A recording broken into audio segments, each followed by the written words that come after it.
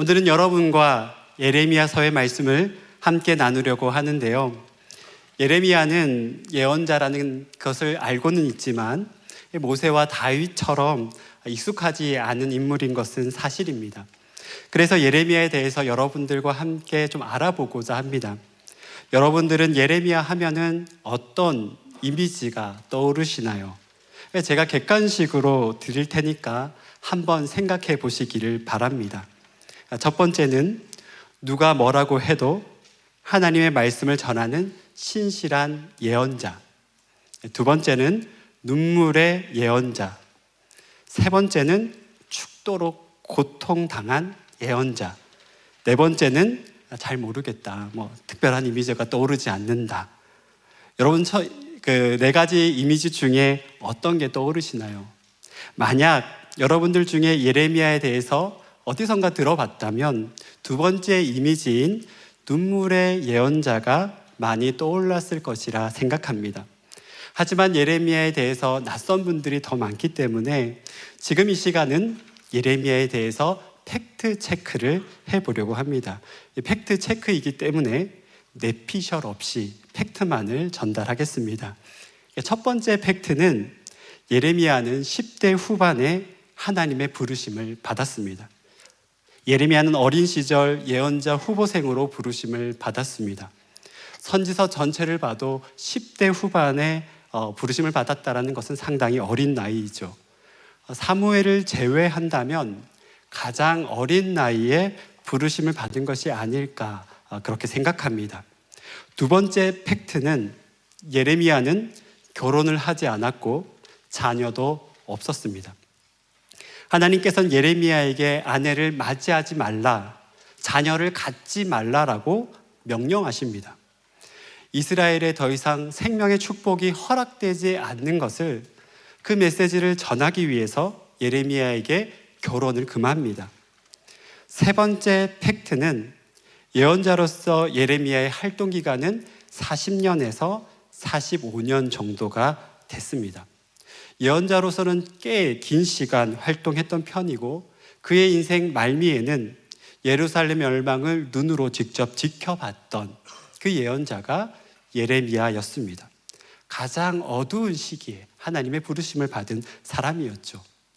네 번째 팩트는 예레미야는 채우는 자신의 반대편에 서 있었던 그 사람들에 의해서 이집트로 끌려가는 것으로 막을 내립니다. 예레미야는 예루살렘이 멸망할 때 사람들에게 이집트로 내려가지 말라고, 하나님을 신뢰하라고 선포합니다. 그런데도 안타깝게도 사람들은 예레미야 말을 듣지 않고 이집트로 내려갑니다. 그때 그들만 내려갔던 것이 아니라 예레미야도 같이 끌고 내려갔던 것이죠. 그들에게 있어서는 이집트는 그들의 마지막 동아줄이었습니다. 이집트로 끌려가는 것으로 예레미야는 역사 속으로 사라집니다. 누구보다도 불행한 장면으로 예레미야서는 마무리가 됩니다. 팩트 체크를 하는 중에 이 다섯 번째 팩트가 가장 중요합니다. 다섯 번째 팩트는 예레미야서는 이스라엘 백성들이 예레미야의 예언을 듣고 회개했다라는 표현이 단 한 번도 나오지가 않습니다.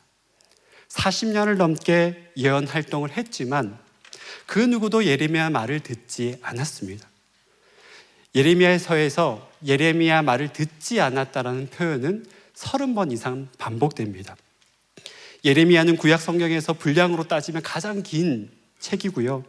활동 기간도 가장 긴 선지자에 속하는데 이스라엘 백성들은 하나님의 말씀을 듣고 회개했다. 그 표현이 단 한 번도 나오지 않습니다. 예레미야는 온갖 모략과 살인의 위협을 받으며 삶을 마무리했습니다. 여러분, 팩트 체크만 해본다면 예레미야의 삶을 한마디로 표현하면 뭐라고 평가할 수 있을까요? 한마디로 표현하면 예레미야는 실패한 예언자이죠. 예레미야는 하나님의 말씀을 전했지만 이사야처럼 민족의 대각성이 일어났던 것도 아니고요. 심지어 그의 말을 듣고 회개한 사람이 단 한 사람도 없었습니다.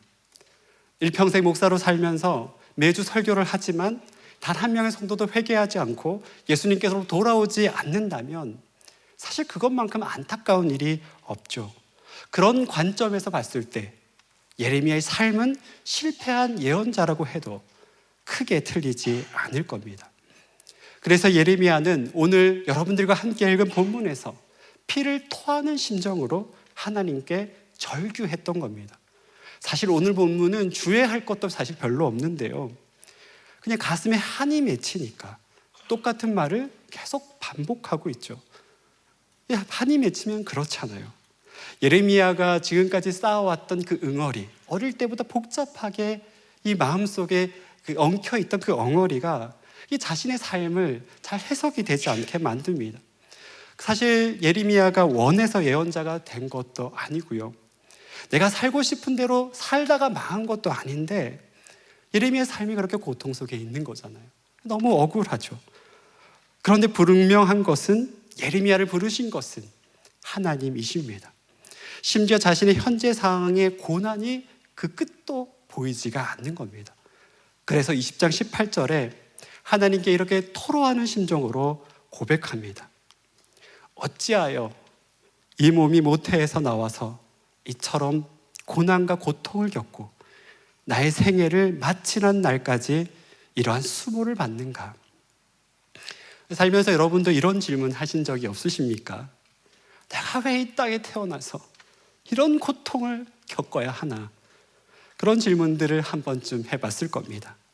하나님이 무슨 의도로 나를 존재하게 하셔서 이렇게 고통과 수치를 당해야 하나? 그런 생각을 한 번쯤은 해봤을 겁니다.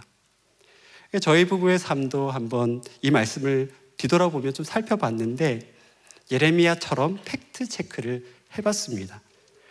그랬더니 저희 부부도 뭐 별로 자랑할 것이 없더라고요. 여러분들에게 조금만 소개하려고 하는데요, 첫 번째 팩트는 저희는 결혼 11년 차이지만 아직 자녀가 없습니다. 두 번째 팩트는 교회 개척을 꿈꾸며 목회를 했지만 처참하게 실패했습니다. 세 번째 팩트는 저의 아내 목사는 목회자로 소명을 받았지만 3년 동안 목회를 쉬고 있습니다. 설교 노트에 저희 부부의 팩트를 기술해 보니까 실패한 인생에 가까운 인생 같더라고요. 여러분들은 지금까지의 삶을 팩트 체크한다면 어떻습니까? 세상의 성공 신화와 어울리는 그런 인생을 살고 있으십니까?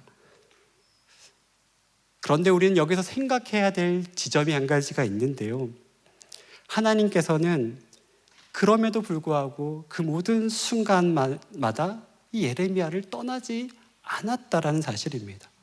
그의 인생의 실패와 좌절과 눈물이 많았죠.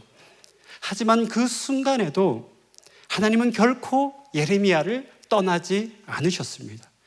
하나님께서는 예레미야 1장 4절과 5절에서 이렇게 말씀합니다.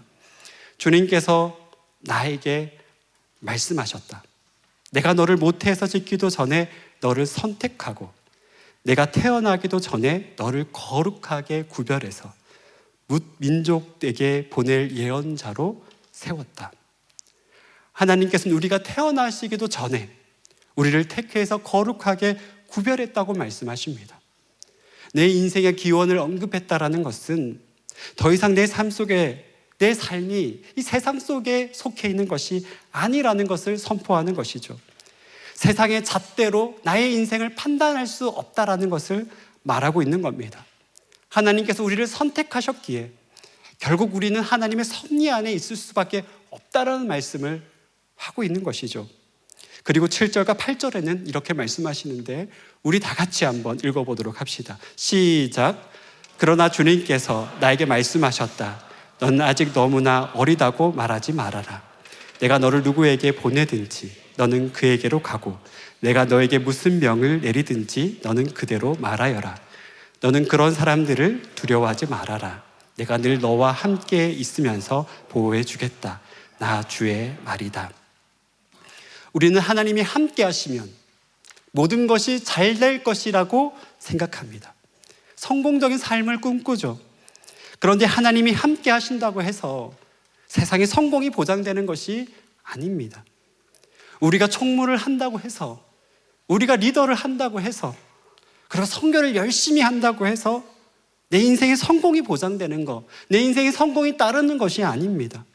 세상의 법칙은 하나님의 법칙과 다릅니다. 세상의 법칙은 인간구의 법칙이지만 하나님은 그것이 하나님의 법칙 안에서는 적용되지 않습니다. 대신 하나님이 우리와 함께 하실 때, 우리의 삶에 결핍이 있고 실패가 있다고 할지라도 그런 상황 자체가 모두가 하나님의 은혜라는 것을, 은혜가 가득 넘치는 삶이라는 것을 우리는 깨닫게 됩니다. 하나님이 함께하는 사람들은 결핍과 연약함과 환경에 이끌려가는 사람들이 아니라 하나님의 은혜가 우리를 이끌어가는 그런 삶을 살아갑니다. 그렇다면 여기서 말하는 은혜가 무엇을 말하는 것일까요? 여기서 말하는 은혜란 실패와 좌절 속에서도 인내하고 포기하지 않을 삶을 말합니다.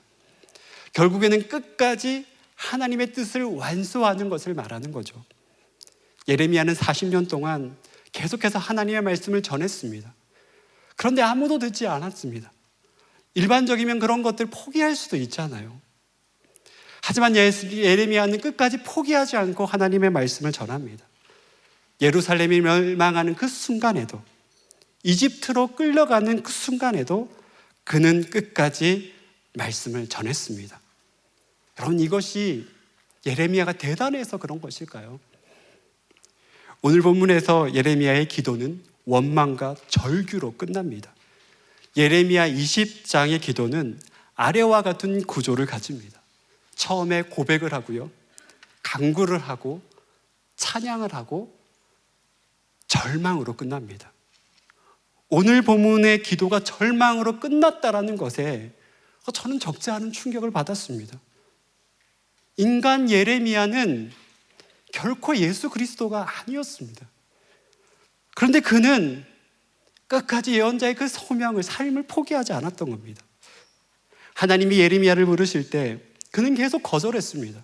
자신은 부족하다고, 자신은 연약하다고 계속 거절했습니다. 이것은 겸손이 아니었습니다. 제사장 가문에서 태어난 예레미야의 이성적 판단에 의해서 자신은 예언자가 되기에는 턱없이 부족했습니다. 구약시대의 실력과 능력은 곧 가문과 출신을 말합니다. 예레미야는 총구석에서 자란 세상의 권력과는 완전히 무관한 제사장 가문에서 태어났습니다. 제사장은 위계 질서가 아주 강하거든요. 그런 질서의 구조가 있는데 아무런 힘이 없는 자신이 말을 한다고 해도 사람들이 들어주지 않을 것이라는 것을 예레미야는 알고 있었습니다. 예레미야가 생각했을 때 왕실하고 아주 가깝고 중심의 권력의 힘을 가진 이사야 같은 그런 선지자, 이 어려운 시국에 그런 선지자를 보내는 것이 마땅하다고 생각했을지도 모릅니다. 그래야 사람들이 말이라도 들어줄 거 아닙니까? 그렇지만 역시나 예레미야의 예상대로 그의 말을 아무도 들어주지 않았습니다. 하지만 예레미야를 읽으면 진짜 은혜는 무엇이냐면 예레미야가 끝까지 포기하지 않았다라는 겁니다. 이것이야말로 하나님이 그와 함께 하는 가장 분명한 증거이죠. 그리고 점점 예레미야는 하나님의 말씀을 전하며 하나님의 마음을 알아갑니다. 도저히 하나님의 마음을 모른 채 할 수가 없었던 겁니다. 하나님의 마음과 예레미야의 마음이 점점 싱크로율이 100%에 가까워져 갑니다. 그리고 예레미야 20장 9절에는 이렇게 말합니다. 이제는 주님을 말하지 않겠다. 다시는 주님의 이름으로 외치지 않겠다 하고 결심해 보지만 그때마다 주님의 말씀이 나의 심장 속에서 불처럼 타올라 뼛속에까지 타들어가니 나는 견디다 못해 그만 황복하고 맙니다.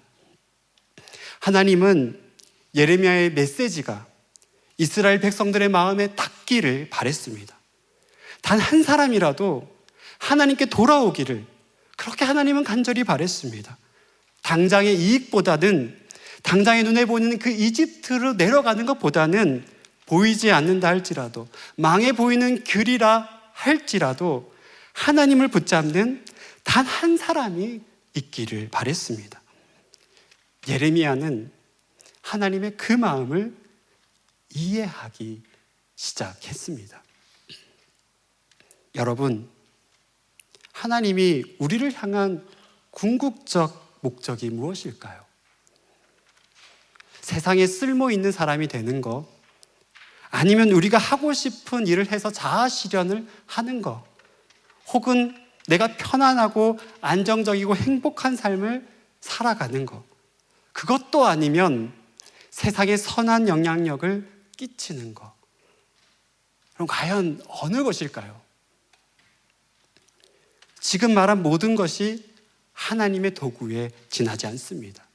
네 가지 모두가 우리의 인생에 있을 수도 있고 없을 수도 있습니다. 하나님의 궁극적인 목적은 우리가 하나님의 마음을 아는 것입니다. 역으로 생각하면 예레미야는 세상의 관점에서 쓸모없는 사람이었고요. 자기가 하고 싶은 자아 실현을 못했고요. 편안하고 행복한 삶을 살지도 않았으며 세상의 영향력, 선한 영향력을 끼치지도 않았습니다. 최소한 자기가 살아있는 동안은 말이죠. 하지만 하나님께서는 예레미야를 가장 위대한 선지자로 그렇게 말하는 이유는요, 그 누구보다 하나님의 마음을 가장 잘 알고 있었던 사람이었기 때문입니다. 그래서 40년 동안 그 말씀을 전하는 것을 포기할 수가 없었습니다. 사람들이 자기를 싫어해도 그는 끝까지 전했습니다. 살해 위협을 받아도 포기할 수가 없었습니다.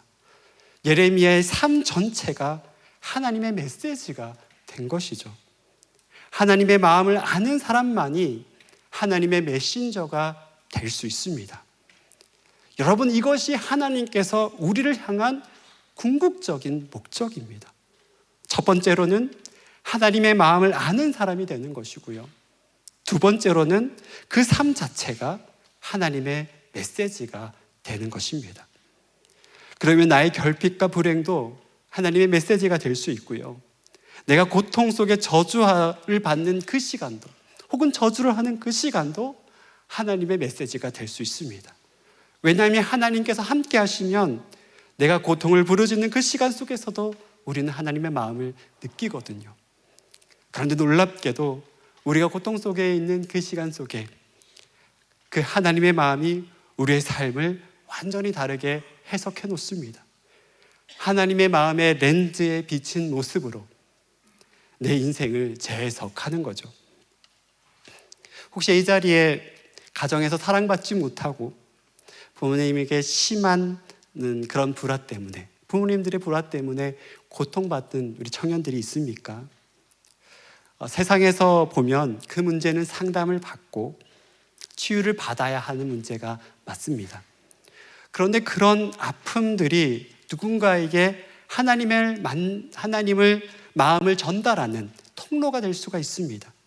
그 고통 속에 나를 만지시는 하나님을 경험하면 나중에 똑같은 문제를 겪는 사람들에게 하나님의 메시지가 될 수 있습니다. 내 삶 전체가 하나님의 메시지가 되는 거죠.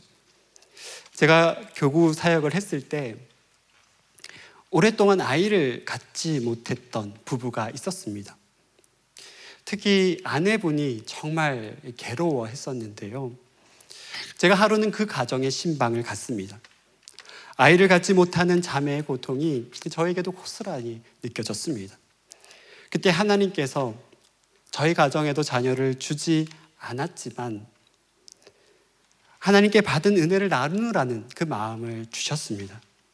그래서 담담하게 그 마음을 나눴었는데 그때 그 자매가 펑펑 울면서 하나님의 위로를 받았던 기억이 납니다. 세상 사람들이 말하는 그 위로는요, 감정의 카타르시스에 가깝습니다. 저는 이것도 필요하다고 생각합니다. 인간적인 위안 정말 필요하죠. 하지만 그것이 하나님의 메시지는 아닙니다. 그런데 우리가 누군가에게 하나님의 마음을 나눌 때 우리는 하나님의 메시지가 될 수 있습니다. 내가 겪었던 아픔이, 또 다른 자에게는 하나님의 위로가 될 수 있는 거죠. 감정의 카타르시스와 하나님의 마음은 완전히 다른 겁니다. 하나님의 위로는 우리에게 새 생명을 줍니다.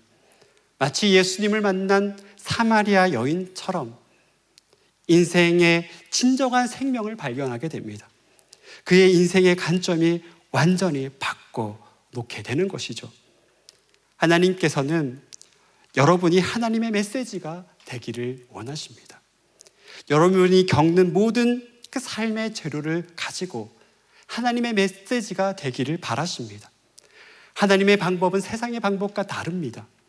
세상의 방법은 성공을 했거나 혹은 뭔가를 이루었거나 혹은 남들보다 더 뛰어나거나 적어도 자신만의 매력을 가진 사람이 메시지가 될 수가 있습니다. 하지만 하나님께서는 그런 것들이 중요하지 않습니다.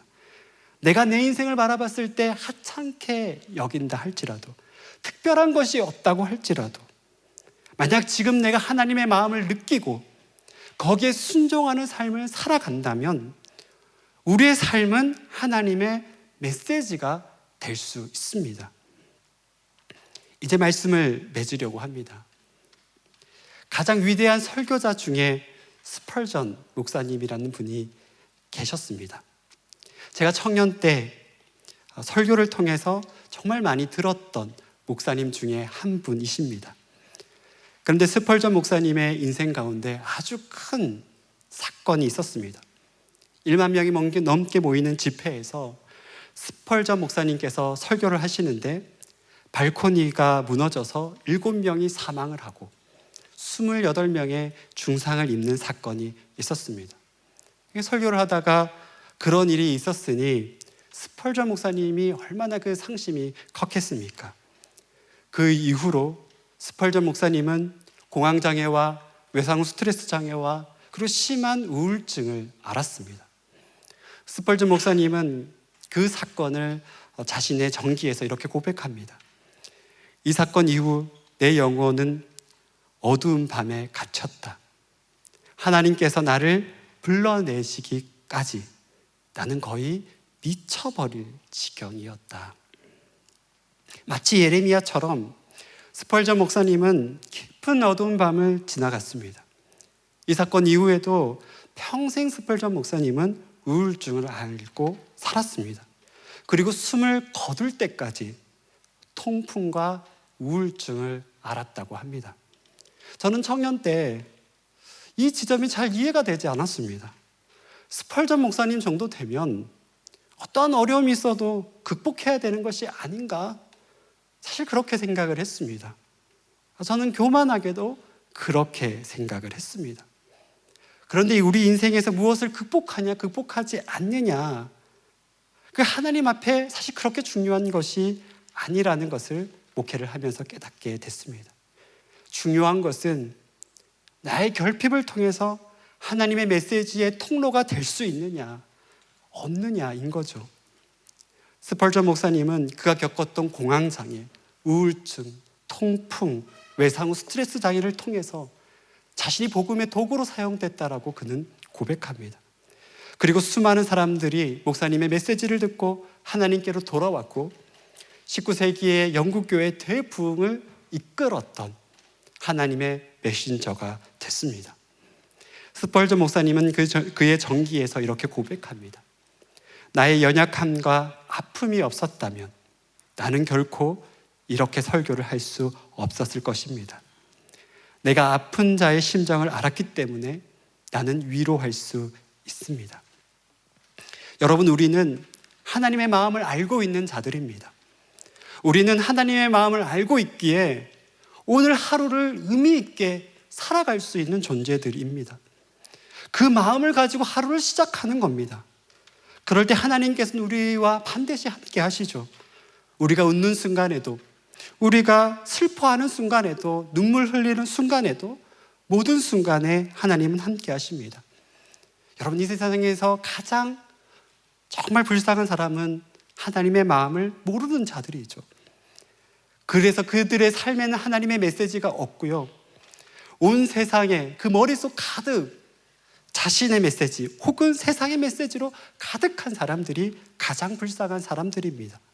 그런 사람들은 삶의 브레이크가 없습니다. 미로 속에서 정처 없이 떠돌다가 의미 없이 사라지는 존재들이죠.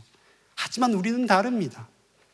우리는 하나님의 마음을 알고 있고 하나님의 메시지가 들리는 자들입니다. 또 하나님을 통해서 우리가 살아가는 존재들이고 하나님이 우리를 통해서 하나님의 메시지를 전달하기를 원하는 존재들입니다. 그래서 우리의 삶이 메시지가 될 수 있는 겁니다. 그것이 바로 우리를 불러주신 하나님의 궁극적인 목적인 것이죠. 사랑하는 청년 성도 여러분, 여러분들의 삶이 하나님의 메시지가 되기를 진심으로 원합니다. 환난 속에서도 기뻐할 수 있고 고통 속에서도 찬양할 수 있는 여러분들이 되시기를 진심으로 축복합니다. 그리고 그 마음을 가지고, 그 하나님의 마음을 가지고 하루하루를 살아가는 저와 여러분들이 되시기를 진심으로 축복합니다.